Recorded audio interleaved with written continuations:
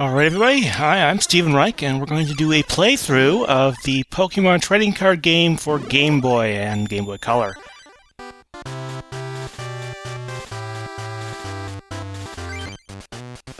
So we're going to start a new game. So this is a game that came out in the US in 2000, and after the first couple trading card game sets, it's come out in physical form.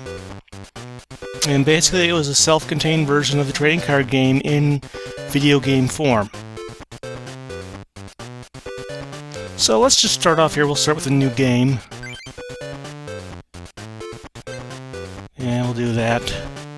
I actually had about 15,000 cards on here before. So anyway, I'll be going through the game. I'll go show you through the main story.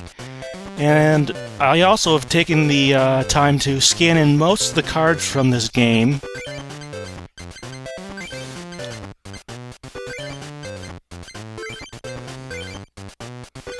And I'll be showing you those periodically. So let's start off here. Apparently I'm crazy about Pokemon and Pokemon card collecting. This game knows me well.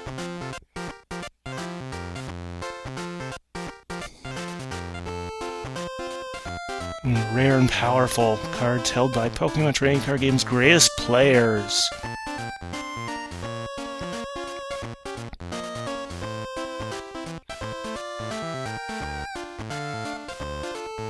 Dr. Mason, not named after a tree, I think.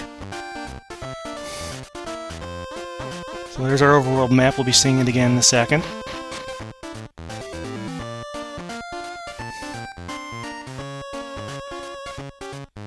So yeah, the first video or two here is just going to be learning how to play. So those of you who know may want to wait till video 3 or 4, depending on how long this takes.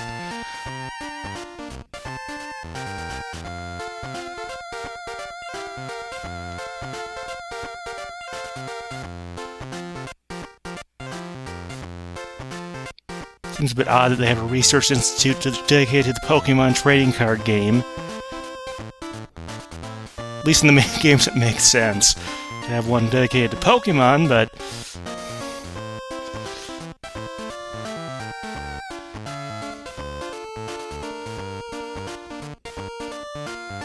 So here we have the basics of the game. There's energy, attacking, retreating, evolving Pokemon, using Pokemon power, ending your turn, win or loss.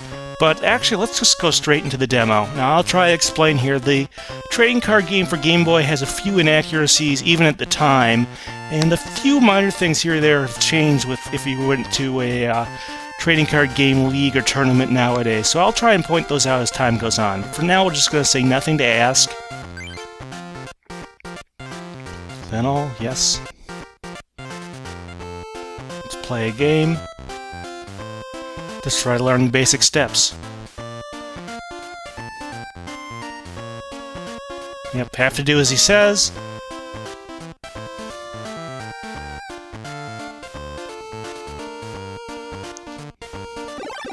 So we have our first game against Tech Sam.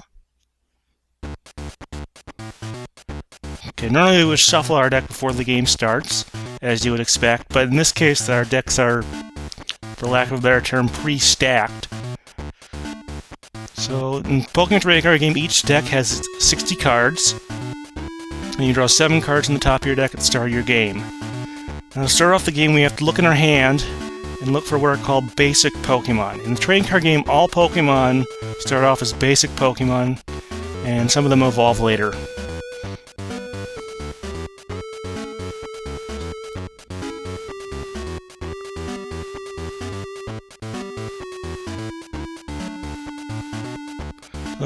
In this game, the basic Pokemon are the green ones with the lighter green diamond with looks like another green shape in there. We also notice we have a Sea King here. That's a Stage 1 evolution, which will be explained later. And we have a couple of these energy cards. We also have this card, which is called Full Heal. This was actually in the original base set, and we'll see what that one does later. But for now, we're just going to choose Goldeen. Nice little picture of a Goldeen splashing up out of the water. This is from the Jungle expansion.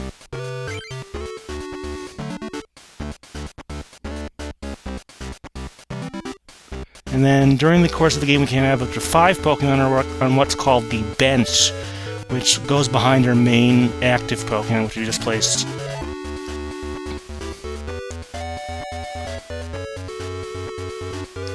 Yep.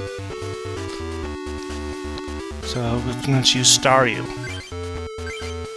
So Staryu is one of the old base set cards, and it's actually CGI rendered, which you can't see here, and I unfortunately do not have a scan for you, so you just have to trust me on that.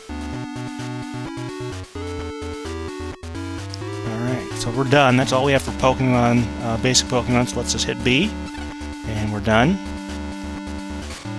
So normally in a trading card game match, you would have 6 prize cards. Prize cards, you will draw one of your prize cards whenever one of your opponent's Pokemon is knocked out. And they will do likewise whenever one of your Pokemon is knocked out. They will draw one of their prize cards and put it into your hand. That's one of the common misconceptions of a trading card game. There is no transference of property, it's just a means of keeping score. So normally there'd be 6, but for this practice game we only have 2.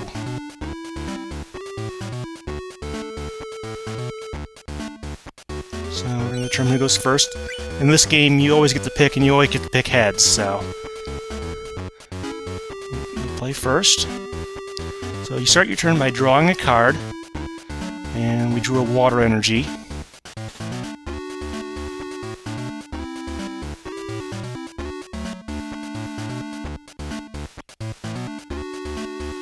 So what we're about to do here is we're about to attach an energy card to one of our Pokemon. In order to attack, Pokemon generally need energy. This is before the Diamond and Pearl, where they have costless attacks. So this is just the earliest days. So we can attach 1 energy card per turn.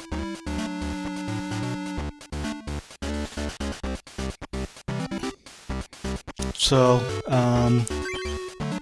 grab a water energy, we'll play it, and we'll attach it to Goldeen. Notice there's a list of all the Pokemon I have in play. And then, at the end of your turn, the last thing you can do is you can attack.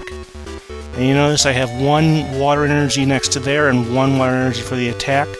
Those have to match up. I have to have at least that many energy. Now later we'll see some star symbols there. And I'll explain what those mean in a little bit. But for now I can use Horn Attack. You see that little number 10, because this attack does 10 damage to the defending Machop. Sam will draw a card, and he'll play his turn out now. So he attaches the fighting energy. He also gets 1 energy card per turn. Machop uses Low Kick, and you notice that required at least 1 fighting energy, and it does 20 damage to Goldeen, so I'm a little bit at a disadvantage here. And I drew in water energy, so this is what Professor Mason wants me to do this turn. Yeah, so my Goldeen only has 20 HP remaining. If it takes another 20 damage, it's knocked out. So we're going to actually evolve it using the Seeking I have in my hand.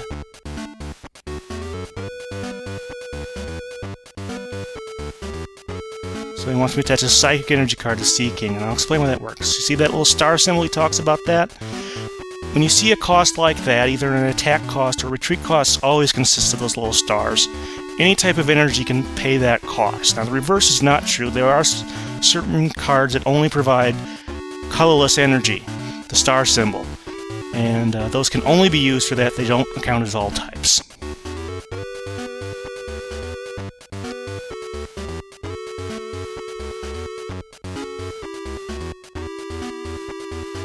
So the first thing I'm going to do is I'm going to evolve.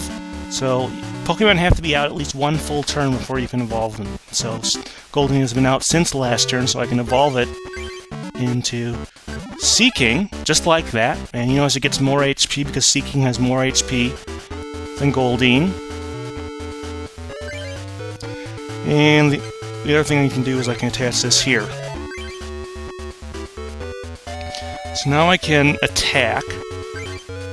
You know, so I have 2 attacks here. I could use Horn Attack, because I do have at least 1 water, but instead I can use Waterfall, because I have 1 water and then 1 more energy of any type. That's what the star symbol means. So let's go ahead and choose Waterfall, which you notice does more damage. It actually will do 30 damage to Machop.